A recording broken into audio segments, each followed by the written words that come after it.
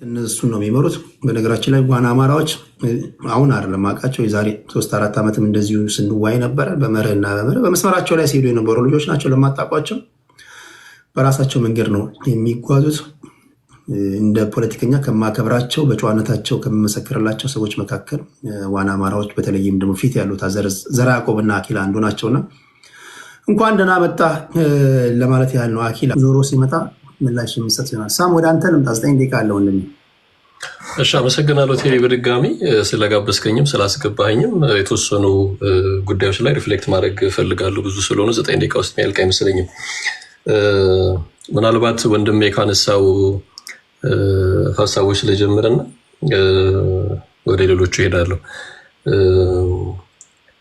ምናልባት የመሬት ላይ ያለውን ነገር እኔ ፖለቲከኛ አይደለሁም፣ ተመራማሪ ነኝ። ኖርማሊ መደግፈውም የፖለቲካ ቡድን የለም። የኢትዮጵያ ፖለቲካ ላይ ግን ሪፍሌክት አድርጋለሁ ከረዘም ካለ ጊዜ ጀምሮ። ፖለቲከኛ ስላልክ ነው ቴዲሻ። ምናልባት ወደ ኢኮኖሚ ቅድም ኃይሌ ገብረስላሴ የጠቀሰው ነገር አለ። ኃይሌ በጣም የምናውቀው የምናደንቀው የምናከብረው አትሌት ነው። ኢትዮጵያን በዓለም መድረክ ያስጠራ ጥሩም ነጋዴ ጥሩ ኢንቨስተር ነው። አሁን በዚህ ደረጃ ፊል አድርገዋል። ያለውን ነገር መሬት ላይ ፊል አድርገዋል።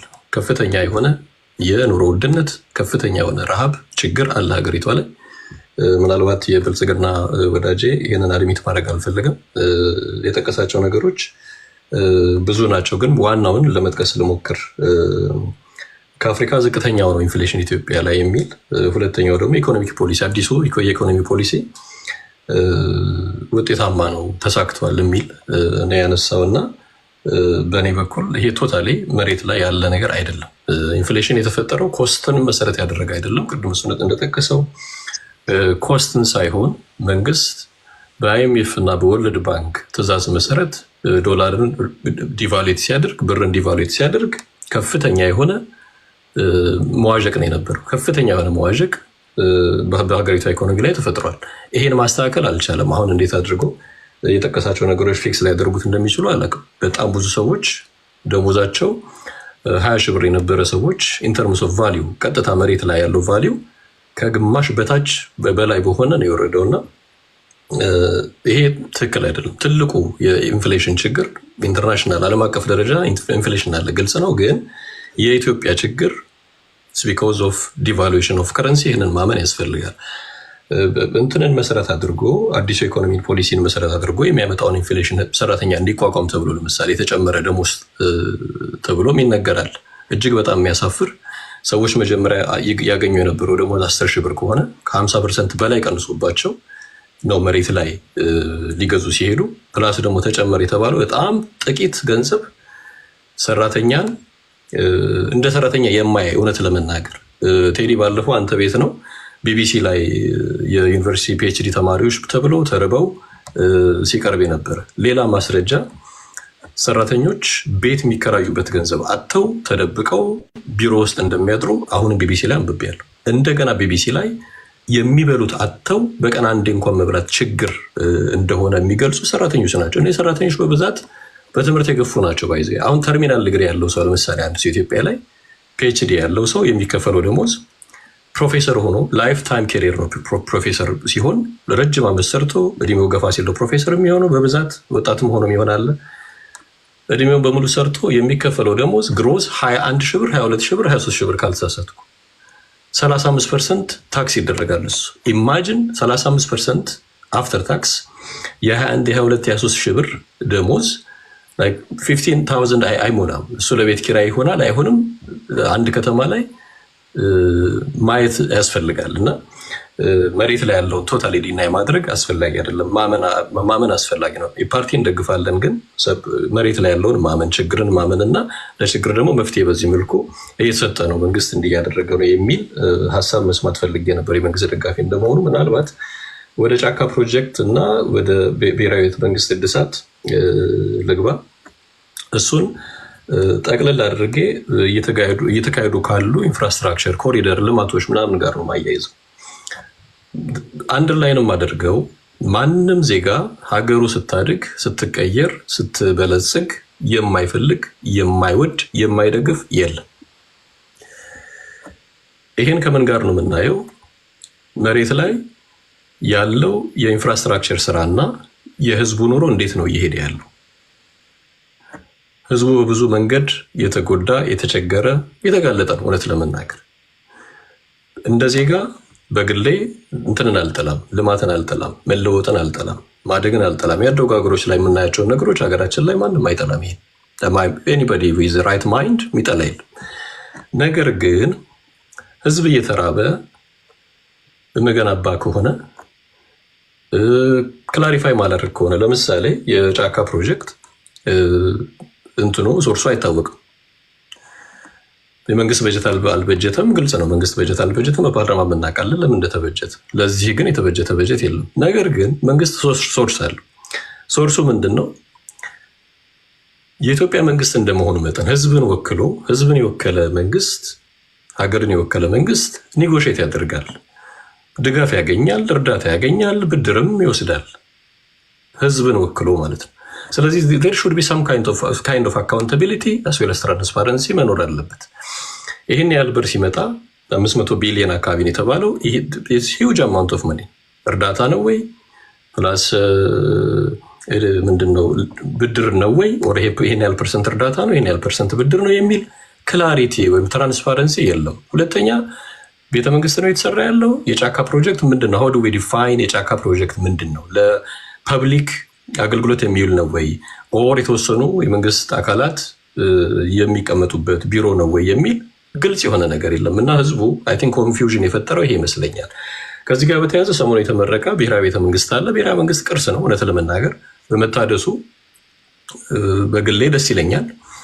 ስቲል ግን የፕራዮሪቲ ጉዳይ አነሳለሁ። የቱ ነው ፕራዮሪታይዝ መደረግ ያለበት የሚል ጥያቄ አነሳለሁ። ወደ የአማራ ክልል ጉዳይ ስንሄድ ከፋኖ ቡድኖች አንዱ የብሔራዊ ምክክር ኮሚሽን ሊቀመንበሩን እያናገረ ነው የሚል ዜና አለ። ይሄ ጥሩ ነው። የፖለቲካ አንዱ እንትን ኔጎሽዬሽን ነው። ትወያያለህ፣ ትነጋገራለህ፣ ሰጠህ ትቀበላለህ። የምትስማማ ከሆነ ትቀጥላለህ አብረህ፣ የማትስማማ ከሆነ ወደ ጫካ ተመልሰህ ውጊያ ታካሂዳለህ። ነገር ግን አንደርላይንም አድርገው ቴዲ አንተም ስትናገር ሰምቻለሁ። በኢትዮጵያ ተጨባጭ ሁኔታ አርምድ ኮንፍሊክት የትጥቅ ትግል በየትኛውም መንገድ የሚሳካ አይነት አይደለም። በግሌ የትጥቅ ትግልን መደግፍ ሰው አይደለም። ሰላማዊ የሆነ እንቅስቃሴን፣ ሰላማዊ የሆነ ትግልን እደግፋለሁ። ነን ቫዮለንት የሆነ ሬዚስታንስን ፕሮሞት አድርጋለሁ። ለምንድን ነው ይህ የሚሆነው? መንግስት ፑሽ የሚያደርገው አካል ይፈልጋል። ኖርማሊ ለምሳሌ ሲቪል ሶሳይቲ ኦርጋናይዜሽን ኢትዮጵያ ላይ ኦልሞስት ሞቷል። በተወሰነ ደረጃ ያለው ሚዲያ ነው። በተለይ ሚኒስትሪ ሚዲያ ሳይሆን ሶሻል ሚዲያ በጣም ትልቅ ቱል፣ ፓወርፉል ቱል ነው ዲስ ዴይስ እና መንግስትን እየተቻ ያለው ፕሬዠር ግሩፕ ሆኖ እየመጣ ያለው ሲሪየስ የሆነ ሶሻል ሚዲያ ነው ዲስ ዴይስ። ሲቪል ሶሳይቲ ኦርጋናይዜሽናችን ኦልሞስት የለም ማለት እንችላለን እና መንግስትን ፑሽ ማድረግ ያስፈልጋል። ዲሞክራቲክ ሲስተም ተቃዋሚን የሚፈልገው ኦፖዚሽን ግሩፕን የሚያበረታታው መልቲ ፓርቲ ሲስተምን የሚያበረታታው የተለያየ አይዲያ ፍሎሪሽ እንዲያደርግ ነው። ያ እንትን ላይ ላለው ስልጣን ላይ ላለው መንግስት የሚጠቅም ይሆናል። የተሻለ አይዲያ ለሀገር የሚጠቅም ከሆነ ተግባራዊ ያደርጉታል። ለምሳሌ ከ2002 በኋላ ኢህአዴግ ያደረገው ይህንን ነው። 97 ላይ ቅንጅት ብዙ እንትን ሲል የነበረውን ኢህአዴግ ወደ ተግባር ያስገባቸው ብዙ ነገሮች አሉ። ስለዚህ እንትን መኖሩ ምንድነው ፑሽ የሚያደርግ ግሩፕ መኖሩ አስፈላጊ ነው። ይሄ ግን በጦርነት በትጥቅ ትግል መሆን የለበትም። ትጥቅ ትግል ብዙ ነገር እንደማይወድም ትግራይ በጣም ጥሩ ምሳሌ፣ ኦሮሚያ ክልል ጥሩ ምሳሌ፣ አማራ ክልል ጥሩ ምሳሌ ነው። የትጥቅ ትግል ሲቪሊያንስን ይበላል፣ ንብረት ያወድማል፣ ወታደሮችን ይገላል፣ አውዳሚ ነው። ይህንን ፕሮሞት የሚያደርግ አመሰግናለሁ። ቴዲ ከልብ አመሰግናለሁ። ታፕታፕ እያደረጋችሁ ከነዚህ ፖለቲከኞች ጋር የምታሳልፉት ደቂቃ እርግጠኛው እንደምነግራችሁ በፍጹም የባከነ አይሆንም። እዚህ መታችሁ የምታደምጡት በዓለም ዙሪያ ላይ ብዙ ዩቲዩበሮች በአንድ ጊዜ በዓለም ዙሪያ እያስተላለፏችሁ ነው። ተደጋጋሚ እንደምናገረው ፍቃድ ግን ጠይቁ፣ ፍቃድ ጠይቁ። ጉልበተኞች አትሁኑ። ያን ብታደርጉ ደስ ይለኛል ለማለት ያህል ነው። እየሰማችሁ ያላችሁት በሀገራችን ጉዳይ የምናደርገውን ፖለቲካዊ ውይይት ነው። እሺ አኪላ ወደ አንተ ልምጣ። ዘጠኝ ደቂቃ አለ ወንድሜ። ኦኬ ቴንክ ዩ በጣም አመሰግናለሁ። ባይ ዘ ዌይ ዛሬ የኢኮኖሚው ኢሹ መነሳቱ ኢዝ ቬሪ ጉድ ቢካዝ ስለ ጦርነት ስለ ትግል ምናምን እየታሰበ አገሪቷ እየሞተች መሆኑ ሁሉ ሰው ማወቅ አለበት እና አንዳንድ የመረጃ ስህተቶች፣ ውሸቶች በብልጽግና ሰዎች ሲጠቀሱ ነበር። አሁን የማቀርብላችሁ ዴታ ወይም መረጃ የሮይተርስ የኢኮኖሚክ ዲፓርትመንት ያወጣው መረጃ ነው እና በዛ ላይ አፍሪካ ውስጥ በኢንፍሌሽን አንደኛው ዚምባብዌ ናት። ኦልሞስት ኮላፕስ እያደረገች ነው። ሁለተኛዋ ሱዳን ናት። ሁለተኛው ሀገር ሱዳን ያለችበት እንግዲህ ኦልሞስት ሱዳን መንግስት የላት። ሶስተኛው ሀገር እንደው ሰው ለመገመት ቢፈልግ አላውቅም ኤሪትሪያ ሊል ይችላል ምናምን። ሶስተኛው ሀገር ኢትዮጵያ ናት። ኢትዮጵያ በ30% ኢንፍሌሽን ሬት ውስጥ ነች። ትልቁ ኢንፍሌሽን ነው በአፍሪካ ባይዘው። ኦኬ በአፍሪካ ከኛ ጋር ተቀራራቢ ናይጄሪያ አለ፣ አንጎላ አለ፣ ጋና አለ። ጋና 21% ነው። የኢትዮጵያ ግን 30% ነው። በቃ ትልቁ አሁን ሀገር እንደ ሀገር ከቆሙ መንግስት ካላቸው ሀገራት ጋር ስናወዳድረው ኢትዮጵያ በጣም የሚያስጠላው አግሊ የሚባለው የኢንፍሌሽን ደረጃ ሜቢ ኢትዮጵያ በታሪኳ 30 የገባችበት አመት ይመስለኛል ባለፉት 10 ዓመታት ውስጥና ትልቁ የኢንፍሌሽን ደረጃ ነው ያለችው። ኃይሌ ገብረስላሴ በአጋጣሚ ሆኖ አብዛኛው ቢዝነሶቹ አማራ ክልል ይገኛሉ። ትልልቆቹ ለምሳሌ ጎንደር አለው፣ ባህር ዳርም አለው ቢዝነስ፣ ደብረ ብርሃን ላይ ቢዝነስ አለው፣ የተለያዩ ቢዝነሶች አሉት። ኦሮሚያ ላይ ዝዋይ፣ ሻሸመኔ ያለው። ኢትዮጵያ ውስጥ ኃይሌ ምንድነው የቱሪዝም ኢንዱስትሪ ውስጥ ነው ያለው። የቱሪዝም ኢንዱስትሪ ውስጥ ያለ ሰው የቱሪዝም ስራ ሊሰራ የሚችለው ገንዘብ ጀነሬት መደረግ የሚችለው ሰላም ሲኖር፣ ሰላም ካለ የሚጎበኙ ሰዎች ይመጣሉ። ኢትዮጵያ ሰላም ነው። ስለዚህ መንግስት ሚኒመም ሪኳየርመንት አንድ ህዝብ ከመንግስት የሚጠይቀው ሰላም፣ የትኛውም ነጋዴ የሚጠይቀው ሰላም፣ ኢንቨስተሮች የሚጠይቁት ፎሬን ዳይሬክት ኢንቨስተሮች ራሱ ሰላም። ስለዚህ ሰላም በማጣቱ ምክንያት እየሄደ ነው እና ካስቀመጣቸው ሀገራቶቹ ሶማሊያን ያልከተታት ምክንያት እሱ የቱሪስት ዴስቲኔሽኖችን የሚገነባ ሰው ነው፣ ሆቴሎችን የሚገነባ ሰው ነው። ሰላም ከሌለ ወደ ሆቴል የሚመጣ ሰው ነው። ስለዚህ ሉዝ እያደረገ ኦኬ ሰራተኛ እኔ መክፈል የሚችል አይመስለኝም ባይ ነው ኃይሌ ገብረስላሴ ባንክ ዳ ገብቶ ካልሆነ በስተቀር። ስለዚህ ንብረቱ ሊኩዴት ሊያደርግ ይችላል፣ በቃ ፌል ሊያደርግበት ይችላል። ወደ ሌላ ሀገራት መሄዱ አዋጭ ነው። እንዲያው ብዙ የኢትዮጵያ ባለሀብቶች እየወጡ ያሉ አሉ፣ የሚሰደዱን ባለሀብቶች አሉ። ካለው ሴኩሪቲ ኢሹስ ሰምታችሁ ከሆነ ብዙ የኢትዮጵያ ባለሀብቶች ንብረታቸውን እየተቀሙ በጠራራ ፀሐይ ማለት ነው። አገሪቷ መንግስት ኮላፕስ እያደረገ ስለሆነ ስቴቱ ኮላፕስ እያደረገ ስለሆነ ኢቨን ደህንነቶች፣ ፖሊሶች ከባለሀብቶችን እያስፈራሩ ንብረት እየዘረፉ ነው። እንዴት ነው የአባት ቤት ሲወድቅ እቃ እንደምትወስዱ አይነት ነገር እየተቀራመቱት ነው ያሉት። ስለዚህ ኢኮኖሚ ፌል አድርጓል። በዚህ መስማማት አለብን። አንድ ወንድሜ ኢኮኖሚው የከረንሲው መቀየር ምናምን ነው ብሏል። አይደለም እሱ የራሱ ሁሌ መኒ ፕሪንቲንግ የራሱ ኢኮኖሚካል ዳሜጅ አለው። ግን ሀገሪቷ ትራይቭ የምታረገው ስፔሻሊ ኤክስፖርት ላይ ሰርቫይቭ ታደርጋለች። ዋናው ምክንያቱ ሰላም። አንድ ሀገር ለተከታታይ 3 ዓመታት ኤክስፔንሲቭ ዋር መታደርግ ለምሳሌ ከፋኖ ጋር ያለው ውጊያ በክላሽና በዲሽቃ ማለቅ የሚችል ነው አይደል መሆን የነበረበት። መንግስት ግን በጣም ከፍተኛ ኤክስፔንዲቸሮች አሉት፣ ወጪዎች አሉት። የምን ወጪ? የድሮን ወጪ። በድሮን ምንድነው ንጹሃን ለመግደል ነው እንጂ ፋኖ በጣም ፓክዶ በመኪና በኮንቮይ መሄድ አይደለም። ትንንሽ ፖኬት ይዞ ነው እና በድሮን ፋኖን ለምሳሌ አንድ የፋኖ ዩኒት 10 ሰው ያለ ሰው በድሮን ብትመታው አንድ ድሮን ጥይት $50,000 አውጥተህ ብትመታው ያንን ዩኒት you're investing ከ10 ሚሊዮን ነበር። ፋኖቹ የተሸከሙት መሳሪያ ምናምን ሂሳብ ብትሰራ ያ ዋጋ አይመጣም። ስለዚህ መንግስት ራሱ የጦርነት ኢንቨስትመንቱ ራሱ በጣም አግሊ የሆነ ነው። ይሄ የመጣበት ምክንያት ኮላፕስ ያደረገ መከላከያ ስላለው አቅም የለውም፣ በመሬት አይችልም። ስለዚህ በሰማይ ነው የሚጫወተው።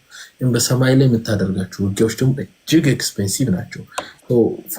የፋኖ እንቅስቃሴ መንግስትን አሁን ላለበት ኢኮኖሚካል ክራይሲስ ዳርጎታል። ኦኬ ግን ወደዚህ ሲመጣ መንግስት የአማራን ጥያቄዎች መመለስ ስላልቻለ ነው እዚህ የደረስነው። የሰላሙ ጉዳይ ነው ላለው ኢኮኖሚክ ክራይሲስ የዳረገው ማለት ነው። ሌላው ኔጎሽዬሽን ታስቧል ይባላል፣ ወይም ድርድር ከፋኖ ጋር።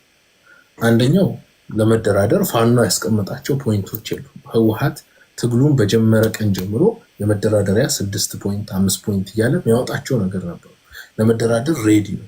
የተነሳበትም የትግል ምክንያት በኢትዮጵያ የፖለቲካል ፓወር ሼር ላይ ወይ ማርኬት ሼር ላይ ሼር የቀነሰብኝ የሚል ነው ጥያቄ። ያ ሼር ከተስተካከለ እደራደራለሁ። የፋኖ ጥያቄ አይ ቲንክ መንግስትም የመንግስት ካድሬዎችም የተረዱት አይመስለኝም። የፋኖ ወደዚህ ትግል የገባበት ምክንያት ጄኖሳይድ ተፈጽሞብኛል። ከአዶልፍ ሂትለር ጋር የዓለም ህዝብ እንዳልተደራደረው ባይዘዌ በጀርመን ያሉ አይሁዶች ብቻ የለም የታገሉት፣ ወይ በጎረቤት ሀገር ፖሊሾች ወይም ሌሎች ሀገሮች ብቻ የለም የታገሉት፣ ወይ ፍሬንቾች አይደለም ቤልጂያኖች ብቻ የለም የታገሉት። ዓለም ሂትለርን ለማጥፋት ታግሏል። ያ ማለት በጄኖሳይድ የሚፈጠርን ቀውስ ጄኖሳይደሮችን ዓለም ነው የሚዋጋቸው። መንግስት ጄኖሳይደር መሆኑን እስካሁን ድረስ አንደርስታንድ ያደረገው አይመስለኝም። የአማራ ትግል የተነሳው ጄኖሳይድ ተፈጽሞብኛል። ያ ማለት መንግስትን አጠፋለሁ ብሎ ነው የተነሳው። ከመንግስት ከምንም አይነት ድርድር ሊኖረው አይችልም። ይህን አንደርስታንድ አላደረጉት። ስላላደረጉት ሁሌም ምን ቄስ ይልካሉ፣ ሸህ ይልካሉ፣ ምናምን የተማሩ አሁን የሆኑ ሰውዬ ይልካሉ። ኢዳዝንት ማተር። በድርድር አያልቅም። መንግስት በመውረድና ባለመውረድ የሚቋጭ ነገር ጊዜ ሊፈጅ ይችላል። ግን የተነሳበት ዓላማ ይሄ ከመነሳቱ በፊት ግን አማራ ህዝብ አትግደሉ ብሎ ሰልፍ ወጥቷል። እያንዳንዱ አሁን የፋኖ ትግል ውስጥ የምታያቸው ሰዎች በሙሉ ማይክሮፎን ይዘው መፈክር ይዘው ሰልፍ ሲያረጉ ክላሽ ሳይሸከሙ ዛሬ ክላሽ ተሸክመዋል። ጥያቄው መንግስት መግደሉን አለማቆሙና ብሩታል የሆነ መንግስት እንደሆነ በኢንዱስትሪያል ሌቭል በሚባል ደረጃ አማራን አቢዩዝ እያደረገ እያፈናቀለ የጨፈጨፈ መሆኑን የተረዳ ትግል ነው። ብልጽግናዎች ይህን ማወቅ መቻል ስፔሻል ለካድሬዎች ነው። ሃየር ሌቭል ሲያሉት ያውቁታል መጥፊያቸው መች እንደሆነ፣ በኤክስፓየሪ ዴት ወይ በዴድላይን እየኖሩ እንደሆነ ያውቃሉ። ግን ካድሬዎቻቸው ቢያንስ በድርድር የማይቋጭ ትግል ውስጥ እንዳለ መረዳት አለባቸው። በምድር ላይ ከጄኖሳይደር ጋር የተደራደረ ምንም አይነት ህዝብ የለም፣ ምንም አይነት ኃይል የለም። ዓለም በታሪኳ አዶልፍ ሂትለር ጋር አልተደራደረችም። ዓለም በታሪኳ ሩዋንዳ ውስጥ ጄኖሳይድ ከፈጸሙ ኃይሎች ጋር አልተደራደረችም። ፍትህ ነው አዘርት ያደረገችው። ኢቭን የሩዋንዳው ዛሬ ፖል ካጋሜ ፍትህን የዛሬ 20 ዓመት ወንጀል የፈጸሙ ሰዎችን ዛሬ ድረስ በህግ ቼስ እያደረገ በቅርብ የዛሬ 1 ዓመት አካባቢ ሳውት አፍሪካ ውስጥ 5 ሩዋንዲዞችን ወደ ፍትህ አቅርቧል። ኦኬ፣ ፍትህ አዘርት ነው የሚደረገው ወንጀል ስለተፈጸመ። ሰው ዓለም ራሱ አይታገስም። በዚህ ጉዳይ ባይዘው የአፍሪካን ዩኒየን አይ ቲንክ ኮፊ አናን ይመስሉኛል በጄኖሳይድ ላይ ጠንካራ አቋም ዩናይትድ ኔሽን አለው። ዓለም ሞመንት የዚህ የብልጽግና ኬዝ ወደ ፍርድ ቤት ቀርቦ የዓለም አቴንሽን በቅጡ አግኝቶ ከጨረሰ በኋላ ዓለም የሚይዘው ስታንድ ከባድ ነው የሚሆነው። ይሄ መንግስት ሳይወድቅ ያንን ስታንድ መያዝ ስለማይቻል ማለት ነው። ኦኬ፣ ወደ መጨረሻው የቲፒኤልኤፍ ዲቪዥን ነው። ቲፒኤልኤፍ ጉዳይ ከዚህ በፊት ተናግረናል። ቲፒኤልኤፍ እንደ ድርጅት የትግራይን አንድነት ማስጠበቅ ችሎ አይደለም ወደ ትግል የመጣ። የትግራይ ፖለቲካ ላለፉት 100 ዓመታት ከንጉስ አፄ ዮሐንስ በኋላ ለሁለት የተከፈለ ነው፣ የአጋሜና የትግሬ በሚል ማለት ነው። ያን ችግሩን ለመፍታት አንድነት ለማምጣት ከኤክስተርናል ጠላት አለ፣ አማራ ጠላት አለ ብሎ ነበር የተነሳው። አሁን የትግራይ የፖለቲካ አንድነት የተመሰረተው አማራ ጠላት ነው በሚል ነበር። አማራ ጠላት አለመሆኑን የትግራይ ፖለቲካ ሲረዳ የትግራይ የፖለቲካ አንድነት ፈረሰ ማለት ነው። አየህ፣ የተደራጁበት ራዕይ በአማራ ጥላቻ ላይ ወይ አማራ ጠላት ነው በሚል ነበር አንድነቱ፣ የፖለቲካ አንድነት። አሁን አማራ ሳይሆን ብልጽግና ነው ጠላት። ከብልጽግና ጋርም ተታርቃል። ሰው ምንም ጠላት የለህም። ሰው ወደ ውስጥ እንመልከት ወደሚለው ሲመጡ ቴንክ ዩ አኪላ። ዶክተር ታሚ ወደ አንተ 9 ደቂቃ አለ። አመሰግናለሁ ቴዲ። ሰላም ናችሁላችሁ? ሹር ከኢኮኖሚ ሊጀምር ነው። ቅድም አንድ የመጀመሪያ የተናገረው ወንድም የመሰለኝ አንዳንድ የሞኔታሪ እና ፊስካል ፖሊሲ ጥያቄዎችና በዛ ማብራሪያ ትንሽ ጊዜ የጠፋ ይመስለኛል። ሁለቱንም ነገሮችን ማወቁ በጣም አስፈላጊ ነው። ምክንያቱም ኑሮ ውድነቱ ከየት መጣ የሚለው መልስ ማግኘት ስላለበት። ስለዚህ ሞኔታሪ ፖሊሲ አብዛኛው ሴንትራል ባንክ ማኔጅ የሚያደርግ ነው። ሌጅስሌሽንን አይፈልግም። ፓርላማ ተጨማሪ ህጎችን እንዲያወጣ አያስፈልግም። በወጣው ህግና ሀገሪቷ ፊዚካል ምንድነው የገንዘብ ፖሊሲን በምትከተለው መልኩ ሴንትራል ባንክ ኢንትረስት ሬትን እና ኮንትሮል ኦፍ መኒ ሰፕላይን መኔጅ በማድረግ ማርኬትን ማረጋጋት ወይም በዛ ስራ ሲሰማራ ሞኔታሪ ፖሊሲውን መንግስት ተከተለ እንላለን። ነገር ግን በተቃራኒ ፊዚካል የምንለው ፖሊሲ ግን ሌጅስሌሽን የሚፈልግ በተለይ የገቨርንመንት ኤክስፔንዲቸርን ማኔጅ ለማድረግ የሚደረግ አካሄድ ነው እና ትልቁ እዛ ላይ ታክሴሽን እና ገቨርንመንት ኤክስፔንዲቸር ነው ትልቁ ትኩረታቸው። ሁለቱ ነገሮች በተለይ ሞኔታሪው ኢሚዲየትሊ ሊተገበር የሚችል ነው። ፊዚካሉ ግን መጨቃጨቅን፣ ፓርላማ ውስጥ ህግን ማጽደቅን እነዚህ ነገሮችን ይፈልጋል። ሁለቱም ግን ትኩረታቸው ኢንፍሌሽንን ማኔጅ ለማድረግ ትልቁ ቱል ነው። የተለያዩ ሀገራት ሁለቱንም ይጠቀማሉ ወይም አንዱን ያስቀድማሉ። ግን የእኛን ኢንፍሌሽን ምንድን ነው እዚህ ያደረሰው ካላችሁ በእኔ ግምት ብዙ ሪሰርች ሳልሰራ በእኔ ግምት ገቨርንመንት ኤክስፔንዲቸር ትልቁን ሚና ተጫውቷል ብዬ የሚያስብ ሰው ነው። ሌሎች ነገሮች እንዳሉ አሁን የኮስት ኦፍ ፕሮዳክሽን ኢንፍራስትራክቸር ላይ ኢምፖርት ላይ የዶላር ምንዛሬ ላይ እንዳሉ ሆኖ የአንበሳውን ድርሻ በተለይ ከብልጽግና መንግስት በኋላ ገቨርንመንት ኤክስፔንዲቸር የአንበሳን ድርሻ ተጫውቷል ብዬ አስባለሁ። ምክንያቱም በኢህአዴግ ዘመን ራሱ አዎ ኢንፍሌሽኑ ነበር፣ ቱ ዲጂት ነበር፣ 11%፣ 12% ምናምን ነበር። ግን በአንዴ 31% የሆነ ጊዜ ነው ወደ 36 ደርሶ ነበር። አሁን ወደ 30 31 አካባቢ ነው። በዚህ ልክ የመጠነው በተለይ በብልጽግና መንግስት ዘመን ነው። ምክንያት አለ ለዚህ። ለምሳሌ ወሰዳችሁ እንደሆን በጠቅላይ ሚኒስትር አብይ አህመድ ፈንድ የሚደረጉ ፕሮጀክቶች አብዛኞቹ የገቢ ምንጮቹ አይታወቁም። እነዚህ ገንዘቦች በየትኛው በኩል መጥቶ አገሪቷ ውስጥ እየፈሰሱ እንደሆነ አይታወቅም።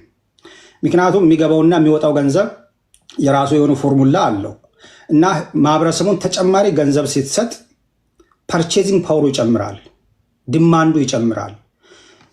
ጊቬን ዛት ማቴሪያሉ ደግሞ ባለበት ነው ያለው፣ ፕሮዳክሽኑ አልጨመረም።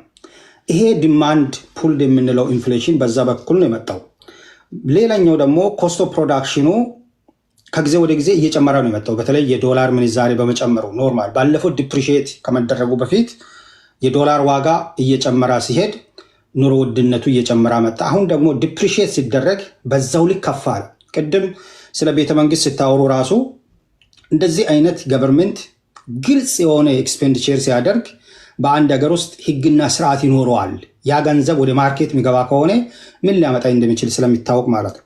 ስለዚህ በግድየለሽነት ምናልባትም ፕሪንት በማድረግ ይህንን ገንዘብ መንግስት የሚጠቀም በመሆኑ ኑሮ ውድነቱ በተለይ ሎ ኢንካም ባላቸው ህዝቦች ላይ ከፍተኛ ጫና ፈጥሯል ከሚገመተው በላይ። ስለዚህ አንዱ ትልቁ ችግር እዛ ነው ያለው። በተለይ ኑሮ ውድነቱን ካነሰን ላይቀር የደሞዝ ጭማሪ አብሮ ይነሳል። መንግስት ይህንን ለማቅለል ደሞዝ ጭማሪ ብዙ ጊዜ ያደርጋል። እኔ ሀገር ቤት መንግስት ሰራተኛ በነበርኩ ጊዜ ራሱ ደሞዛችን በመጨመር መንግስት እነዚህን ችግሮችን ለመፍታት ጥረት ያደርጋል። ደሞዝ በመጨመር ኢንፍሌሽን ችግር እንደማይፈታ ይታወቃል። ፕሮዳክሽንን በማሳደግ ኢምፖርት ሳብስቲሽን በማድረግ ገቨርንመንት ኤክስፔንዲቸርን በመቀነስ ታክሴሽኑን፣ ኢንትረስት ሬቱን ባንኮች መኔጅ በሚያደርጋቸው ነገሮች ብዙ ጥረት ሲያደርጉ አናይም። ብዙ ጊዜ ደሞዝ በመጨመር ነው።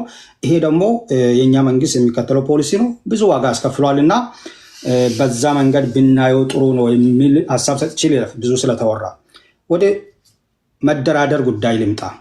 ብዙ ጊዜ የመደራደር ጉዳይ ሲመጣ እኔ ደጋግሜ የሚያወራቸው በተለይ በኦሮሚያም በአማራም ክልል አሁን በትግራይ ክልል የዛኔ የተደረገው ስምምነትንም ስንመለከት በኢትዮጵያ ውስጥ የሚደረጉ ስምምነቶች በመንግስትና በተደራዳሪ አካል ለውጥ የሚያመጣ አይደለም። እንዳያችሁት በተለይ የትግራዩንም ካያችሁ ምንም ያመጣው ለውጥ የለም። በእርግጥ ተኩሱን አቆመዋል። ጦርነት አክቲቭ ጦርነት የለም። ከዛ ያለፈ ግን ሶሻል ቀውሱን ትግራይን ሪኢንቴግሬት ከማድረግ አኳያ ካያችሁት የተጫወተው ሚና በጣም እዚህ ግባ የሚባል አይደለም። በተለይ ቅርብ ጊዜ የኦኔጎች ይህንን ተመሳሳይ ስምምነት ሲያደርጉ አሁን አማራ ክልልም ያሉት ሲያደርጉ የመጀመሪያ ሰው ሁሉ ጥያቄ የሚያነሳው ምንድን ነው? አይ በቃ ተኩስ ይቆማል፣ ጦርነት ይቆማል ይላል። ጦርነት መደረግ የለበትም። የመጀመሪያ እኔ አገሪቷ ሰላማዊ አገር ብትሆን የፖለቲካ ምህዳሩ የሰፋ ከሆነ ሰዎች ሀሳባቸውን ሽጦ በህዝብ ዘንድ ተቀባይነት አግኝቶ የሚመረጡ ከሆነ በፍጹም ጦርነት አያስፈልገንም። ነገር ግን አንድ ኃይል ጫካ ሲገባ ምክንያት አለው። የፖለቲካ ሜዳው ጠቧል ወይም ጫና ተፈጥሯል። አሁን ኢትዮጵያ ውስጥ እየተደረገ ያለው አብዛኛው ስምምነት ለእኔ በገባኝ መጠን የአንተን ሀሳቤን ቶይና እኔ የሚልን ተቀብለ ለመኖር ና ነው። ብዙ ስምምነቶቹ እየተደረጉ ያሉት ፋኖ ቢደራደር የመጀመሪያ ጥያቄ የሚቀርበው ይሄ ነው። ብልጽግና በሚያስቀምጠው አቅጣጫ መሳሪያዬን ብረትን አስቀምጠ ከኔ ጋር ለመስራት ና ነው። እኔ በየትኛውም መንገድ ጥይት ባይተኮስ በጣም ደስ ይለኛል። ግን ያ አሁን የሚለው አካሄድም ትክክል አይደለም። ለምን ካላችሁኝ እነዚህ ኃይሎች ጫካ ከመግባታቸው በፊት መንግስት እንዳይገቡ የሚያደርጋቸው ብዙ እድሎች ነበሩ። ፈቃደኛ ግን አልነበረም መንግስት። ለምሳሌ ብዙ ኃይሎች የሚያምፁት ህገ መንግስታዊ መሰረት አለው። ኢትዮጵያ ውስጥ አሁን ባለው ጭቅጭቅ there is a complicated issue ነው ያለው። ህገ መንግስታዊ ያለው የትርክ ችግር አለ። ከሀገረ ግንባታ ጋር ተያይዞ ያሉ ችግሮች አሉ። እነዚህ ነገሮቹን በየትኛው መንገድ እንፍታ ተብሎ በመደራደርና በመነጋገር ፋንታ የብልጽግና መንግስት አዲሷን ኢትዮጵያን ማዋለድ ይፈልጋል። ኢትዮጵያ ኢቨን ዊ ዶንት ኖ። አንዳንድ ጊዜ ግራ የሚገባኝ አዲሷ ኢትዮጵያ አለች። የብልጽግና መንግስት በምናብ የሚያስባት ወደኛ ሊያመጣ የሚፈልግ አዲስ ኢትዮጵያ አለ አይደለም። ያቺ አሮጊቷ ኢትዮጵያ የመጣችበት መንገድ ብዙ ጥያቄ ፈጥሮብናል። እንደራደር። በ83 ዓመት ብራ የተደረገው አገረ ግንባታ በኢትኒክ ፌዴራሊዝም መሰረት የተደረገው ኪሳራ አስከትሎናል ተብሎ የመጣው ለውጥ ማናችንም ሳያማክረን አዲስቷን ኢትዮጵያ ማዋለድ ይፈልጋል። በዚች እሱ በሚያስባት አዲስቷ ኢትዮጵያና ማዋለድ በሚፈልገው መንገድ ብዙዎቹን ኢንኮርፖሬት ማድረግ አልቻለም። ፖለቲካሊ በብልጽግና መንግስት አይምሮ ውስጥ ያለችው ኢትዮጵያ ብዙ ቅራኔ ያለውን ማህበረሰብን ኢንኮርፖሬት አያደርግም። ስለዚህ ወጡ። አሁን ያችን አዲሷን ኢትዮጵያን የእሱን ፕሮጀክት አቁሞ ነው የብልጽግና መንግስት የሚደራደረው ወይስ ወደ አዲሲቷ ኢትዮጵያ እናንተም ተመልሳችሁ ኑ በማለት ነው? ይሄ ነው መታሰብ አለበት። ምክንያቱም ድርድር ከተባለ የሆነ ህጋዊ ስርዓት ይኖረዋል። የብልጽግና መንግስት መልቀቅ አለበት። ግዛት ይኖራል። ግዛት ስል መሬትን አይደለም ሀሳብ ማለት ነው። ታጣቂውም እንደዛው አንድ ደቂቃ። ስለዚህ ድርድር ስንል እንደ ዝም ብለህ መጥተህ መፈራረም አይደለም። ከተፈራረምኩ በኋላ ነገ ምንድን ነው የሚሆነው? የብልጽግናን መንግስት አንድ አኪል ሉጋም የሚይዝ ነገር ይኖራል ወይ? በህግና በስርዓት እንዲሰራ የሚያደርግ ነገር ይኖራል ወይ? የፖለቲካ ምህዳሩን ያሰፋል ወይ? ትላንትና ወደ ጫካ የገቡት ነገር ስጋቱ ይቀንሳል ወይ ነው የመጀመሪያ መታሰብ አለበትና ይመለሳሉ በሰፊው እሱ ላይ ለመናገር። ቴንክ ዩ ዶክተር ስዩሜ። ወደ አንተ ለምጣ። እንዳትረሱ ታፕታፕ ማድረግ። እናንተ ታፕታፕ ስታደርጉ የሚናገሩት ንግግር ያለ መቆራረጥ ወደ እናንተ ስለሚደርስ ማለት ነው። እሺ ስዩሜ። እሺ አመሰግናለሁ። ከስር ያላችሁ እንደው በኮሜንት ፍትህ ለታረቀኝ ደግፌ ብላችሁ ብትጽፉልኝ ደስ ይለኛል። በኮሜንት ፍትህ ለታረቀኝ ደግፌ የምክር ቤት አባል የጉራጌ ተወላጅ ነውና በክልል አደረጃጀትን ጥያቄ በሚመለከት በመጠየቁ ብቻ ከ1 ዓመት በላይ እስር ቤት ላይ እየማቀቀ ያለ በሚዲያም ብዙ ትኩረት ያልተሰጠው ኢቭን ያለመከሰስ መብቱ እንኳን ሳይነሳ የታስሮ ያለ ነው። በነገራችን ላይ ታረቀኝ ይላለው እንጂ ከሱ ጋር በርካታ የጉራጌ ተወላጆች እኔ እስረኛ አላቸው። እነዚህ ሆስቴጆች ናቸው። ምክንያቱም ተጠርጣሪ መሆን አለብህ፣ ወንጀል ላይ መሳተፍ መቻል አለብህ። ግን ስለተሳተፉ አይደሉም። የጉራጌ ህዝብ የሚያነሳው ጥያቄ ብዙ ጊዜ ተለማማጅ ፖለቲከኞች ጉራጌ ወደ ንግዱ ይመለስ የሚሉት ነገር አለ። ይሄ ድሮ የተውን ትተንላቸው መድረኩን ሲያቦኩት የኖሩ ሰዎች ፖለቲካ ኪሳራም ሲገጥማቸው ሮጦ ይመጡና ጉራጌ ንግድ ነው የሚያምርበት የሚያነሱ ሰዎች አሉና that's not going to happen። ግን ጉራጌ ፖለቲካው ላይ እንዲተወው በሚል እንደ ሆስቴጅ የተያዙ የጉራጌ ወጣቶች አሉ። አንዱ የምክር ቤት አባል ታረቀኝ ደግፌ ነው። እኔ በጣም ነው የሚሰማኝ። ምክንያቱም ምንም አይነት ወንጀል ላይ ያልተሳተፈ ፍጹም ሰላማዊ ህዝባዊ የሆነን ትግል ሲመራና በተጣለበት አደራ መሰረት በምክር ቤት ድምፁን ሲያስተላልፍ የነበረ ነው። ግን ከሱ ጋር ሌሎችም ኢትዮጵያውያን የምክር ቤት አባላቶች እነ ክርስቲያን ታደለ እና ሌሎችም እስር ቤት ነው ያሉትና ለእነሱንም ፍትህ ነው የምጠይቀው እኔ። ምክንያቱም የፖለቲካ ምህዳሩ ባልሰፋበት ሁኔታ ኢትዮጵያ ለውጥ ሊመጣ አይችልም። በማሰርም ሆስቴጅ በማድረግም ደግሞ ማንንም ማፈን ደግሞ አይቻልም። ትግሉ ይቀጥላል ብዬ አምናለሁ። የመጀመሪያው ኢትዮጵያ ውስጥ እኔ አጠቃላይ ሮጥ ብዬ ሄጄባቸው በኋላ ዲቴይሉን እመጣበታለሁ። የመሬት መንቀጥቀጥ እንግዲህ እየተከሰተ ያለበት ሁኔታ ነው። የመሬት መሰንጠቅ ከ80 ሺህ በላይ ወገኖቻችን ወደ ሌላ ቦታ እየተወሰዱ ያለበት ሁኔታ ነው።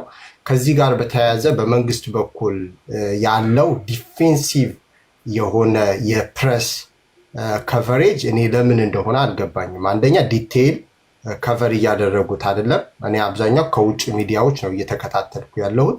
በተመሳሳይ መልኩ እንደዚህ አይነት በተለይ ብሔራዊ የሆኑ ጉዳዮች እና ብዙ አይነት ውድመት ሊያስከትል የሚችል ነገር በጣም ለህዝቡ ሊነገረው ይገባል። ጥንቃቄ እንዲያደርግ መደረግ መቻል አለበት። ነገር ግን መንግስት ያንን እያደረገ አይደለም። ይልቁንም ትላልቅ ሰማይ ጠቀስ ፎቆች ችግር ሊያደርሱ ይችላሉ ምናምን በሚባልበት ጊዜ ዲፌንድ የማድረግ ነገር አለ። እሱ ስህተት ነው። ያው ኃላፊነት የሚሰማው መንግስት አይደለም፣ ግን ህዝቡ መጠንቀቅ አለበት የሚለውን ማስተላለፍ ፈልጋለሁ። ሁለተኛው የአክሱም ሙስሊሞች ጉዳይ በሚመለከት ነው። ይህን የሂጃብ ጉዳይ ነው ማንሳት የምፈልገው። በዚህ ዘመን ላይ የሂጃብ ኢሹ ሆኖ መቅረብ፣ ትምህርት ቤት ገብቶ ሂጃብ ለብሶ መማርን ኢሹ ሆኖ መቅረቡ በጣም ነው እኔ የሚያሳስበኝ፣ በጣም ነው የሚያመኝ። እንዴት መሰልጠን እንዳልቻልን አይገባኝም። ቢካዝ ዲስ ሃፕን ዘ ሴም ቲንግ በጉራጌ ዞን እነሞር ወረዳም እንደዚሁ 3 ዓመት ህዝቡ ለማባላት ህዝቡ ለማጋደል ሲፈልጉ የፖለቲካል ዓላማ ያላቸው ኃይሎች ሂጃብን እንደ መሳሪያ ሲጠቀሙበት ነበረ። በዚህ ዘመን ላይ ሂጃብ ለብሶ መማር ኢሹ መሆን ያለበት ጉዳይ አይደለም። የተቸገረበት ሁኔታ አለ። መንግስት የአማራን ህዝብን አፍኖ በመያዝ ለማንበርከክ የሚያደርገው ትግራይ ክልል ያደረገው ጉዳይ ነው እየደገመው ያለው። ለዚህ ህዝብም ድምፅ መሆን መቻል አለብን። የዛን አካባቢ ሰው ብቻ አይደለም የሚመለከተው። ምክንያቱም አንድን አካባቢ አፍኖ የማስራብና የማንበርከክ ችግር ውስጥ የመክተት የዚህ መንግስት ስትራቴጂ ነው። ስለዚህ ያንን ነገር ሁላችንም መቃወም መቻል ይኖርብናል። ኃይሌ ገብረስላሴ ተፋፍረናል እንጂ የኑሮ ውድነቱ ከባድ ነው ያለው ምንም ይሄ ግልጽ ነው። በእርግጥ ከዛ መሬት ላይ ያሉ ኢቭን ባለሀብቶች በዚህ ደረጃ መናገራቸው ጥሩ ነገር ነው። ምክንያቱም የነሱን ቢዝነስ ሊንቀሳቀስ የሚችለው ኢትዮጵያም እንደ ሀገር ለውጥ ሊመጣ የሚችለው ሁላችንም ስንናገር ነው። ታዋቂ ግለሰቦች፣ ፖለቲከኞች፣ አክቲቪስቶች፣ የሃይማኖት አባቶችም ሌሎችም ያለምንም ፍርሃት የፍርሃት ቆፈን ሪሊ መበርገድ መቻል አለበት በዚህ ዘመን ላይ ማለት ነው። ያ ካላደረግን ኢትዮጵያ ውስጥ ለውጥ ልናመጣ አንችልም። በነገራችን ላይ የኔ የግል ጓደኞቼ ቴዲ 7 ምናምን መኪና የነበራቸው ቱሪዝም ላይ ሲሳተፉ የነበሩ ሰዎች አንዳንዶቹ ሀገር ጥለው ተሰደዋል። መኪናቸው እየሸጡ ቆዩ ሲጠብቁ ከትግራይ ክልል ጦርነት ጀምሮ ባለው ነው የቆዩት። ከዛ በኋላ አንድ መኪና እና ቤት ምናምን ብቻ ቀራቸው። ያለው ቻንስ ምንድን ነው? ሀገር ጥሎ መሰደድ ነው ማለት ነው። ኢትዮጵያ እየተንኮታኮተች ነው በዚህ መንግስት ምክንያት ማለት ነው። አሁን ኃይሌም የተናገረው ቱሪዝሙ አልተንቀሳቀሰም ማለት ህዝብ ከአንድ ቦታ ወደ ሌላ ቦታ ደግሞ መጓጓዝ፣ መንቀሳቀስ፣ መነገድ የማይችል ከሆነ እነሱም ኢኮኖሚያቸው እየተጎዳ ነው የሚሄደው። ፎሬን ዳይሬክት ኢንቨስትመንት በዚህ ጉዳይ ላይ ምንም ለረጅም ጊዜ ማንስተነዋል። አንድ ሀገር ላይ ሰላምና ደህንነት ባልተረጋገጠበት ሁኔታ ሀብትና ንብረቱ እዛ ሀገር ላይ አምጦ ሊያፈስ አይችልም። ኢቭን ኢትዮጵያ ውስጥ ያለ ባለሀብት አገሩ ስለሆነ ነው እንጂ አሜሪካ፣ አውሮፓ ወር ደግሞ የአረብ ሀገሮች ሌሎች የአፍሪካ ሀገሮች ኢቭን ሻል ያሉት ሄዶ ኢንቨስት ቢያደርግ ነው የሚሻለው። እና ያንን እየሆነ ያለበት ነው ኃይሌም የተናገረው። በነገራችን ላይ እዛው ሪፖርተር ላይ ምን ይላል? መንግስት በራሱና በውጭ ተቋራጮች ግንባታዎች በመውሰዱ ምክንያት የግል ተቋራጮች ከቢዝነስ እየወጡ ነው ይላል። ሁሉም ነገር የውጭ ነው እየሰጠ ያለው ለራሱ ነው የሚወስደው። እነዚህ ሁሉ እያዳከመ አገሪቱ ሲስተሙን ነው እያናጋው ያለው which is like even የግልም በነገራችን ላይ ለሚፈልጋቸው ሰዎች እንኳን የሚሰጠው ጫለታ ወጥቶ አይደለም ዝም ብሎ ነው የሚሰጣቸውና ያ ነገር አገሪቱን እየጎዳ ያለበት ሁኔታ አለ። አንድ የፋኖ ክንፍ ድርድር እያደረገ ነው ብሔራዊ ምክክር ኮሚሽን የሚለው እዛ ውስጥ ያሉ ሰዎች ሪሊ አቅም ያላቸው ሰዎች ናቸው ልንል እንችላለን አላቸው። ይሄን እኔ ልነጥቃቸው አልችልም፣ ማንም ሊወስድባቸው አይችልም። እየቆዩ ግን ሲመጡ ግን ከአብይ በላይ ራሳቸው እየሰከሩና መስመር እየሳቱ የመጡ ይመስለኛል። አይ ቲንክ 3 ዓመት የፈጁትን ጊዜ አብይን የስነ ልቦና ባለሙያ ናቸው ዋናው ሊቀመንበሩ አብይን ቢያክሙልን ኖሮ ፕሮባብሊ መስመር የያዘ ነገር ይመጣ ነበር። አጀንዳው ግን ሳይጨረስ ኦልሬዲ 2 ወር ነው። ፌብሩዋሪ ላይ ነው ቴዲ የምክክር ኮሚሽኑ እድሜውን የሚጨርሰው። ተጨማሪ ጊዜ አንጠይቅም ብለዋል። ምን ማለት ነው? ካልጨረስክ ምንድነው የምታመጣል? ምንድነው የሰራኸው? ያንን ነገር የምክክር ኮሚሽነር አንድ የፋኖ ክንፍ በነገራችን ላይ ባለፈ የኦነግም አድርገውታል። አንድ ክንፍ መጣ ምናምን የሚል ጊዜያዊ ፕሮፓጋንዳ ጊዜ መግዣ ነው እንጂ ምንም ፋይዳ የለውም። እንዳውም አንድ ክንፍ መጣም አልመጣም it doesn't make any difference። ሌላ አዲስ ትውልድ ነው የሚያፈራው። ባለፈም ተናግሬያለሁ። ሌላ ኃይል እንዲመጣ ያደርጋል እንጂ የአማራ ክልል አይቆምም። ሲጀምር አንደኛው ክንፍ የሚመጣው የትኛው መጀመሪያ ሲገባ የነበረ ጥያቄ ተመልሶ ነው። ኢትዮጵያ ውስጥ ምን አይነት ለውጥ ስለመጣ ነው መጥቶ የሚደራደረው? አብይ ላይ የተደረገው ድርድር የትኛው ስለተሳካ? ትግራይ ክልል፣ ኦሮሚያ ክልል የትኛው እንደተሳካ ነው? ይሄ የማይመስል ነገር ነው። የቤተ መንግስት መታደስ ቀለም የቀባው እኔ ይሄ ሰውዬ ምን አይነት እንደሆነ አላውቅም። ከቀለምና ከመብራት ጋር ምን እንዳያያዘውም አይገባኝም። ወይ አንደኛው ፊቱንም ቀብተነው ነጭ በነጭ የሆነ ነገር ብናደርገው አንድ ነገር ነው። ቤተ መንግስቱን መታደሱ ወቅቱ ቢጠብቅ አንድ ነገር ነው። ነገር ግን መጀመሪያ ከሰሩት ሰዎች በላይ ቀለም ቀብቶ ፕሮፓጋንዳ ይሰራል። ትናንትና በደርግ ጊዜ የተመረቀ ሶማሌ ክልል የመስኖ ፕሮጀክት ድጋሚ ይመርቀዋል ከዓመታት በኋላ እና በጣም የሚያሳዝን ነው። እመለስበታል። እኔ ከዚህ ጋር አንድ ያሳቀኝ ዜና ከዚህ በፊትም አውርተናል። አይ ቲንክ የሚኒስትሮች ምክር ቤት ሰዎች ለስብሰባ ከሀገር ሲወጡ ወይ ወደ ዩሮፕ ወደ አሜሪካ ሲሄዱ የነዋሪዎች አጥር ነጭ ተቀብተው አይተው ይመስለኛል፣ ወይ በሙቪ አይተው ሊሆን ይችላል። ሀሳቡ ጥሩ ነው። ላይን ያዝ የሚያደርጉ ዝብርቅርቅ ቀለም ከምታይ ከተማ ውስጥ ደስ የሚል ነገር ነው። ወጥ የሆነ ቀለም ቢኖር ከለር ኮድ ቢኖር። ግን ምንድነው የሰማሁት? ገጠር አካባቢ ገብተው እያንዳንዱን ማህበረሰብ ሰፈር ውስጥ ገብተው ግንብ ያላችሁ ግንባችሁን፣ እንጨት አጥር ያላችሁ እንጨት አጥራችሁን ነጭ ቀለም መቀባት አለባችሁ ብሎ ያስገድዷቸዋል መሰለኝ። ህዝቡ ደግሞ የኑሮ ውድነቱ አለ፣ ነጭ ቀለም የሚገዛበት ብር የለውም እና ነጭ ቀለም ገዝተው አጥራቸው መቀባት የማይችሉ ሰዎች ጥያቄ ጠየቁ። ቀለም ለመግዛት ብር የለንም ሲሏቸው ኖሯም ቢሆን ቀቡ ብሏቸዋል። አልሰማችሁም? በሴና ነጭ ሆን ፋሻም ብቻ አሰርበት፣ ነጭ ግን መሆን አለበት። አቡጀድም ቢሆን ጠምጥምበት፣ ብቻ ነጭ። እንዴት ያለ ነገር እንደመጣ አላቅም። ሌላው የግንባታ ድርጅቶች እኔ አሁን አላቅም፣ መንግስታዊ የሆኑ የግንባታ ህንፃ ተቋራጭ ድርጅቶች የትኞቹ እንደሆኑ ባቅ ቅድም ዜናውን አንብቤ ያለው ከትናንት ወዲያና ለውጭ ሀገርና ለመንግስታዊ ለሆኑ ይሄ መጠየቅ ያለበት ነገር ነው። የትኞቹ ናቸው መንግስታዊ የሆኑ ተቋማቶች እነዚህ በግንባታ ላይ የተሰማሩ? ቅድም አሁን ዳቦ መገንባት የእኛ ስራ አይደለም ብሏል በኦፍ ሪከርድስ በጨዋታ ስናወራና እኔ መጠረጥረው አለ በሞኖፖሊ የተያዙ ትልቅ ተቋራጮችን ትልቅ ፕሮጀክቶችን የሚወስዱ የህንፃ የግንባታ ተቋራጮች አሉ፣ በግለሰብ ደረጃ የሚንቀሳቀሱ። ለነሱ የተሰጠ ሊሆን ይችላል። ለውጭ ባለሀብቶች የተሰጥ ምን ማለት ነው? ማለት ይሄ እኮ እንደው መንግስት ሊከላከለው የሚችለው ነገር ነው። የሀገር ውስጥ ህንፃ ተቋራጭ ድርጅቶች እያሉ እንዴት ነው ከውጭ ሀገር የምታመጣው? እንዴት ነው ኮምፒት የሚያደርጉት? እንዴት ነው ግብር የሚከፍሉት? እሱም ሊመለስ የሚገባው ጉዳይ ነው። ሌላው ግን ዋነኛው ነገር በሰላማዊ መንገድ ለመደራደር መንግስት ከታጣቂ ኃይሎች ጋር ወደ ሰፊ እንደሆነ ያሳይህና በተቃራኒው ደግሞ በሰላማዊ መንገድ ለመታገል ቢሮ ከፍተው እየሰሩ ያሉ እየታገሉ ያሉትን ደግሞ አፈነ ሲባል ደግሞ ዜና ትሰማል። በተደጋጋሚ እንደምናገረው የኦፌኮ ቢሮ ከ150 አሁን ታሽጎባቸው አንድ ነው የቀራቸው። አልገባኝም።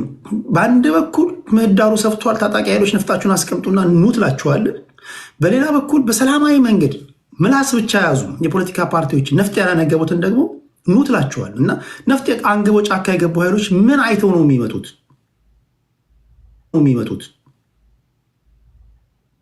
የህዝብ ተወካዮች ምክር ቤት አባላቶች የሚታሰሩ ከሆነ የሰላማዊ ፓርቲ አመራሮች የሚዋከቡ ከሆነ ቢሮቸው የሚዘጋ ከሆነ ይሄ አድበስብሰ የምታልፎ ሳይሆን ይሄ በጣም ወሳኝ ነገር ነው። ቲያትር ድራማ የምትሰራው ነገር አለም። ምንድን ነው እየሆነ ያለው ነገር? እኚህ ፋኖም ወነግም እኮ ወደ ሰላማዊ መድረክ ወደ ሰላማዊ መንገድ ለመምጣት መጀመሪያ አዲስ አበባ የከተሙ የፖለቲካ ፓርቲዎች እንዴት ነው እየያዛችኋቸው ያላችሁት? እኔ በኢትዮጵያ ፖለቲካ ታሪክ ለመጀመሪያ ጊዜ ፕሮፌሰር መራራ ጉዲና እኔ ወደ ነፍጥ ለማንሳት ቀዳዳ እየፈለግኩ ነው ብሎ ሲናገሩ የሰማሁት በዚህ ጊዜ ነው። ወደ ጫካ ለመግባት ቀዳዳ እየፈለግኩ ነው አላሉ? ቪኦኤ ላይ ተናግረዋል። እንግዲህ ፕሮፌሰር መራራ ጉዲና በዚህ ደረጃ ካማረሩ ሌሎችን አስቡት። ፍጹም የሰላማዊ ታጋይ የሚባሉ ሰው ማለት ነውና ይሄ ነገር እንዴት ነው? ይሄ እንደው አድበስብሰን ድራማ ሰርተን ቀለም ቀብተን ምናምን የምናልፈው ነው? ሪል ነው አድምተን የምንነጋገርበት ጉዳይ ነው። ምንድን ነው እየሆነ ያለ የሚለውን ነገር እንድነካካ ነው። ወደ መደበኛው 8 ደቂቃ ተመልሰናል። ጆርናሊስት ወይም ደግሞ ኤቢ ወደ አንተ መጣ። እሺ ቴዲ አመሰግናለሁ። መጀመሪያ ከፕሮፌሰር መራራ ሐሳብ ልነሳ። ፕሮፌሰርን በሰሞኑ አግኝቻቸው ስለነበረ አንዳንድ ነገሮችን አናግሬያቸው ነበርና አንተ ባልከው ልክ አይደለም አላሉ። እንደውም ኢንተርቪው ላደርጋቸው ነበር ጠይቃቸው ነበረው ምንም ነገር ማለት እንደማይፈልጉና ካለው የፖለቲካ ሁኔታ ገለልተኛ መሆን እንደሚፈልጉ ነው የነገሩኝ። ጫካም ገባለው እከሌን ደግፋለው ምናምን ሳይሆን ገለልተኛ መሆን ነው የምፈልገው ነው ያሉኝ። ራሳቸው የነገሩኝ ስለሆነ ነው ጫካ ገባለው የሚለው የቱ ጋር እንደወሰዱት አይዶን ነው። ሌላው የተሳሳተ የተባለ መረጃ ነበረ። ቅድም ባቀረብኩት መረጃ ወንድማችን እሱ ራሱ ነው የተሳሳተ መረጃ ያቀረበው። ከ4 ወር በፊት የነበረ መረጃ ነው ያቀረበው። ባለፉት 3 ወራት ውስጥ ፎርብስ ባወጣው መረጃ መሰረት የኢትዮጵያኖቹን ብንተው ፎርብስ ባወጣው መረጃ መሰረት ባለፉት 3 ወራት የኢትዮጵያ ኢንፍሌሽን 19 17 እና 16 ሆኗል። ይሄም ማለት መጀመሪያ ባለፈው 3 ወር 19 ነበረ፣ ባለፈው ደግሞ 2 ወር 17፣ በአሁኑ ደግሞ 16 ነው። ሜቢ ጀዋር አላምንበትም ብሎ ፖስቶት ነበር ፌስቡክ ላይ አይታችሁት ከሆነ 16% ነው የተባለው። አላምንበትም ብሎ ፖስቶ ነበር። እሱ የኢኮኖሚ ባለሙያ ስላልሆነ እኛ ኢኮኖሚ ምሁራን የሚያወጡትን መረጃ ነው የምንወስደው።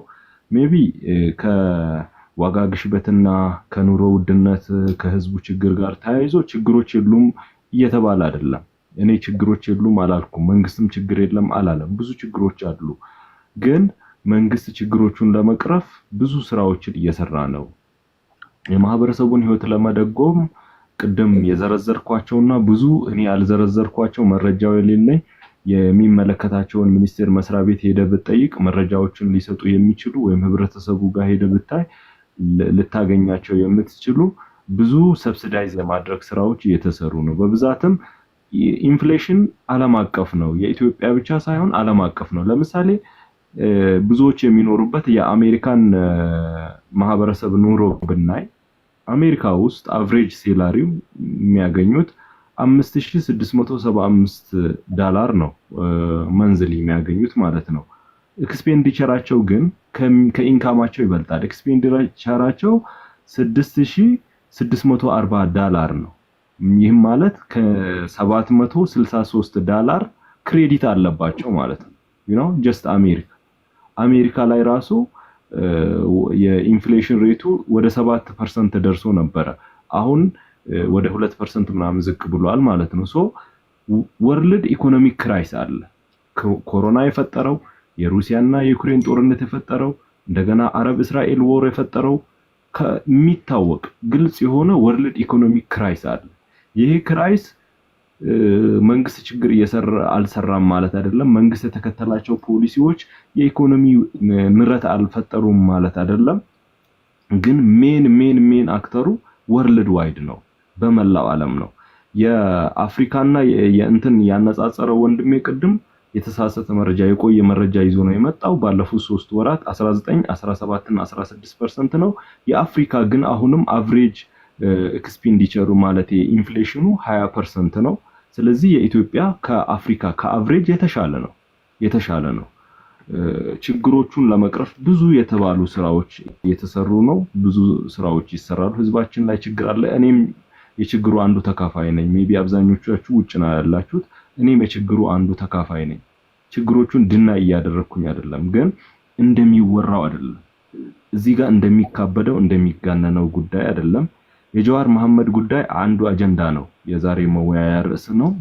የቴዲን ቴሌግራም እከታተላለሁ እያንዳንዱን መረጃዎችን ፎሎ ለማድረግ ያክል አጀንዳዎቹን ፎሎ ለማድረግ ያክል ማለት ነው። ጀዋር ዛሬና ጀዋር ከአመት በፊት የተለያዩ ሰዎች ናቸው። ሁለት አይነት ሰዎች ናቸው። ጀዋር ከአመት በፊት ጀዋር አሁን ዲፈረንት አክሮባት ሰርቷል። ቅድም ቴዲም በደንብ አንስተው ነበርና እኔ የምደግፈው ስከተለውም የነበረው ሳበረታታውም የነበረው የድሮን ጀዋር ነው። የአሁኑ ጀዋር ከዚህ በፊት ከነበረው አቋሙ የትግል መንገዱ ኢቭን ኢፍ ዋና የቆመለት ዋና ጎሉ ዋና አላማውን ጭምር ቀይሮ ነው የመጣው። ጀዋር ኢትዮጵያኒስት ሆኖ ነው የመጣው። 100% ኢትዮጵያኒስት ሆኖ ነው የመጣው። ኢትዮጵያኒስት ማለት ሌሎች ብሔር ብሔረሰቦች የሌሉባት ኢትዮጵያ የተገፉባት ኢትዮጵያ ማለት ነው። 100% ሜቢ ደጋፊዎችን ለማብዛት ሊሆን ይችላል፣ አስቦ ተቀይሮ ሊሆን ይችላል። ሙሉ በሙሉ ከራሱ ሐሳብ ይጋጫል። 100% ኢንተርቪዎችን ብትመለከቱ ብዙ ወደ ኋላ ሄዳችሁ የጻፋቸው ጽሁፎችን ብትመለከቱ ቴዲ ቅድምም በዩቲዩብ እየተመለከትኩ ነበር ያመጣው ፖስት 100% ካወራው ነገር ጋር ተቃራኒ ነው ማለት ነው። ስለዚህ ከራሱ ጋር ተጋጭቷል ጀዋር መሐመድ። ሌላውን ተውና ከራሱ ጋር ተጋጭቷል። እኔ ጀዋርን የድሮ ጀዋር ይመቸኛል፣ እደግፈዋለሁ፣ ሐሳቡን ገዘዋለሁ የድሮን ጀዋር። የአሁኑ ጀዋር ግን ለኔ ከእውነታው የራቀ ስለሆነ አልደግፈውም።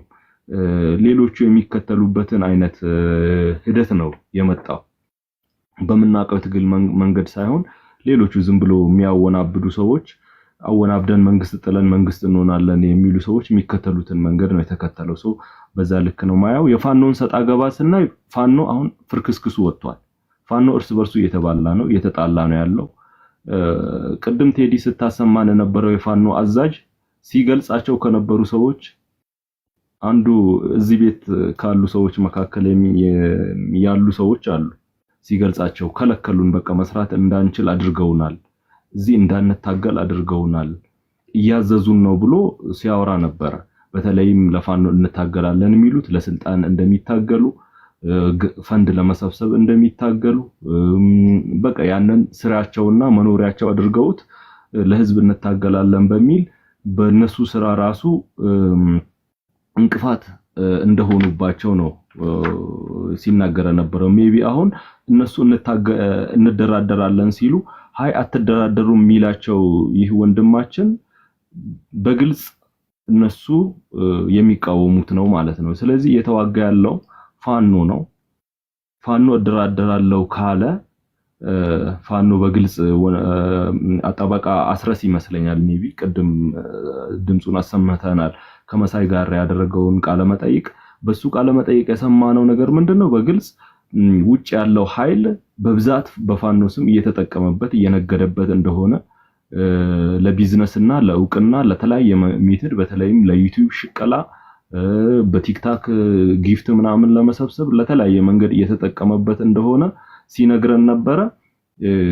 ድርድሩን የሚቃወሙ ሰዎች አንዱ የነዚህ ሰዎች አካሎች ናቸውና ሜቢ ምንድነው እነሱም በዛ ልክ ነው የምገልጻቸው። ፋኖ የራሱ አካሄድ አለው፣ የራሱ አመራር አለው። እነሱ ነው የሚወስኑት እንጂ ያሉ ሰዎች የሚወስኑት አይደሉም።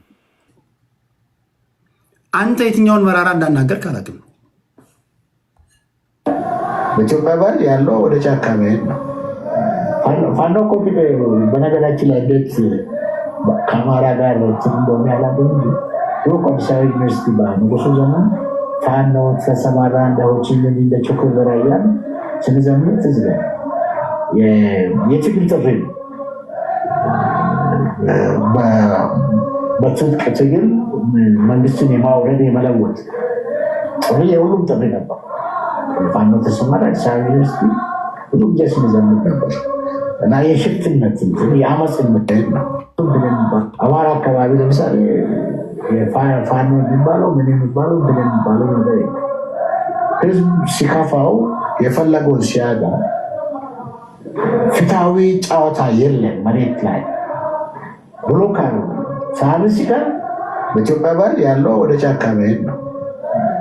ፋኖ እኮ በነገራችን ላይ እንዴት ከአማራ ጋር ወደ አኪላ እንሄዳለን። ሙሉ ንግግራቸውን ደግሞ አስደምጣለሁ።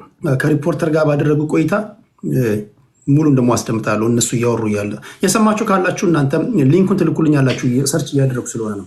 ቃል በቃል ጦርነት ይቁም በሚባልበት የሚባል ጥያቄ ተነስቶላቸው ምንድነው ጦርነት ይቁም የምትሉት?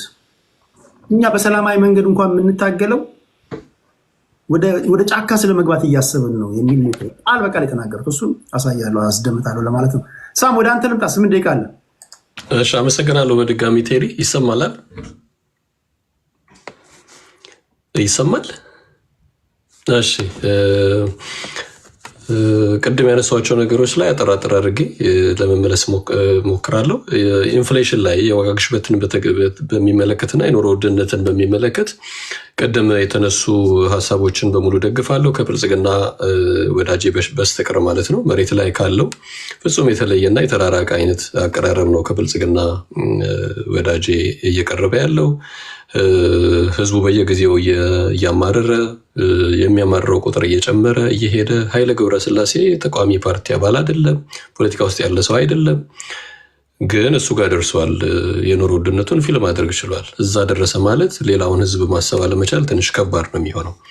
ወይል ብዙ ኮንትሪቢዩቲንግ ፋክተርስ አሉ። ለምሳሌ የዩክሬን ራሽያ ዋር አለ። የኢትዮጵያ ፐርቼዚንግ ፓወር ብሎ ቅድም ያቀረበው ምን ፐርቼሲንግ ፓወር ሳይሆን ኤክስፔንዲቸር፣ ከፍተኛ የሆነ ኤክስፔንዲቸር በጦርነት ምክንያት። ሌላው ከረንሲ ዲቫሉዌሽን፣ ገበያ መቋጠር አለመቻልም ብዬ ጨምርበታለሁ። እነዚህ ምክንያቶች ይሆናሉ የሚል እምነት አለኝ። ከድርድር ጋር በተገናኘ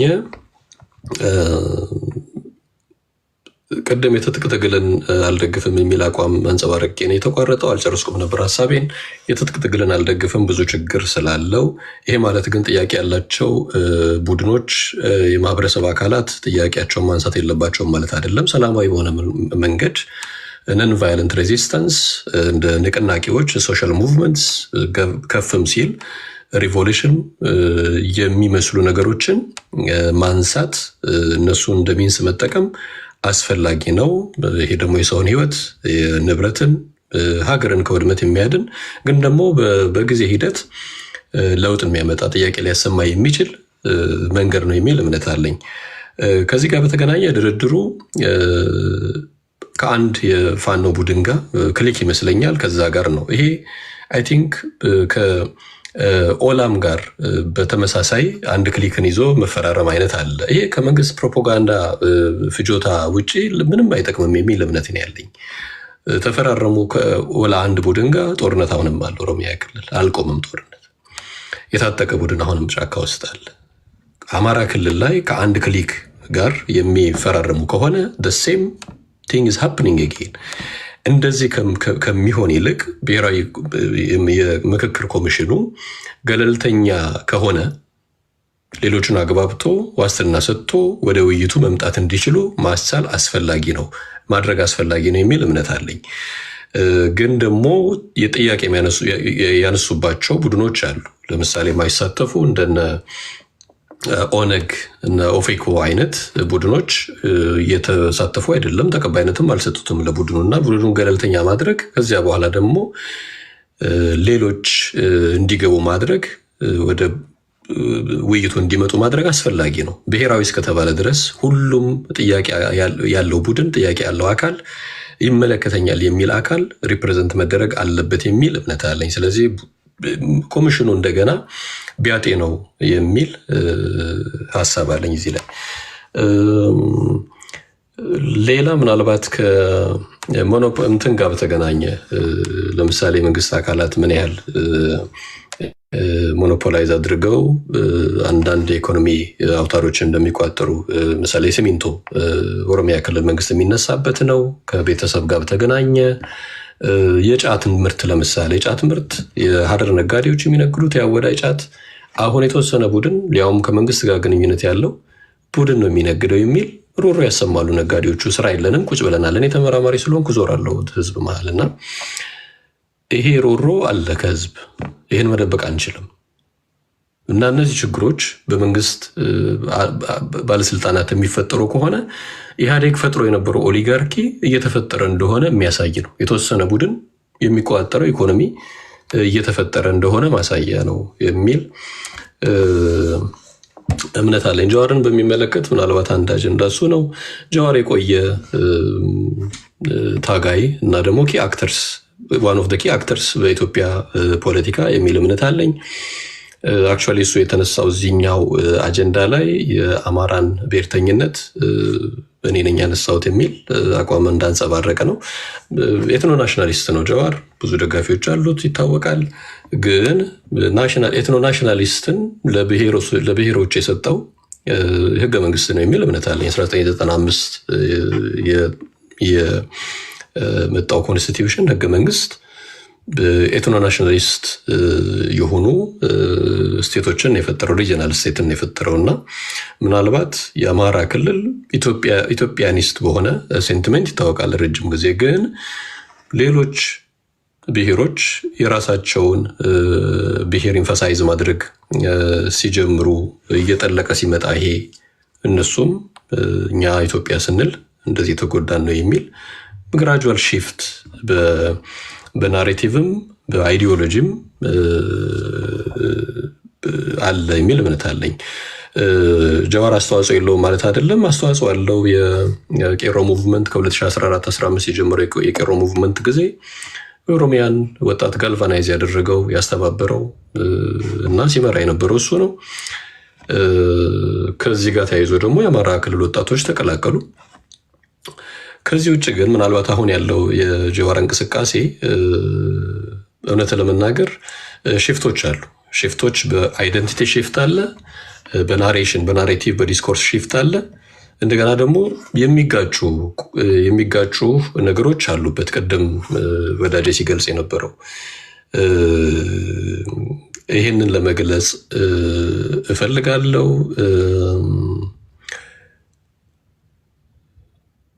ምናልባት ቅድም ሲጠቀሱ ከነበሩ የብልጽግና ወዳጄ ፊገር ላይ ኢንፈሳይዝ አድርጓል። ፊገር ኢምፖርታንት ነው፣ ግን ከፊገር ባሻገር ህዝቡ ውስጥ ምንድን ነው እየሆነ ያለው፣ ህዝቡ እንዴት ነው እየኖረ ያለው የሚለውን አይን ቀረብ ብሎ እንደ ጋዜጠኛ እንደመሆኑ መጠን እንደ ጋዜጠኛ ብዙ መረጃ አለው የሚል እምነት አለኝ። መንግስትን የተሳሳተ ግንዛቤ የሚያስይዙት አይ ቲንክ የራስ አባላት ናቸው የሚል እምነት አለኝ በአንድ በኩል። ይሄ ደግሞ ችግርን አንደርስታንድ ከማድረግ ባሻገር ለችግር መፍትሄ እንዳይገኝ የሚያደርግ ነው። ከዚህ በፊት እንደነበረው በኢህአዴግ ዘመን እንደነበረው ጭፍን ድጋፍ የትም አያደርስም። ክፍተት አለ፣ ጥንካሬ ጎን አለ፣ ግልጽ ነው። ደግሞ ክፍተቶች አሉ። ክፍተቶች እንዴት ይፈታሉ፣ እንዴት ምንድነው ሶልቭ ይደረጋሉ የሚል ሀሳብ ማቅረብ አስፈላጊ ነው። ይሄን ደግሞ እውነቱን መሬት ላይ ያለውን እውነት ይዘን ስንነጋገር ለሚመለከተውም አካል ደጋፊዎች፣ የፓርቲ አባላት ሲያቀርቡ መንግስት ያንን አንደርስታንድ አድርጎ ሶሉሽን ሊሰጠው ይችላል የሚል እምነት አለኝ። አመሰግናለሁ ቴዲ። ቴንክ ዩ ሳም።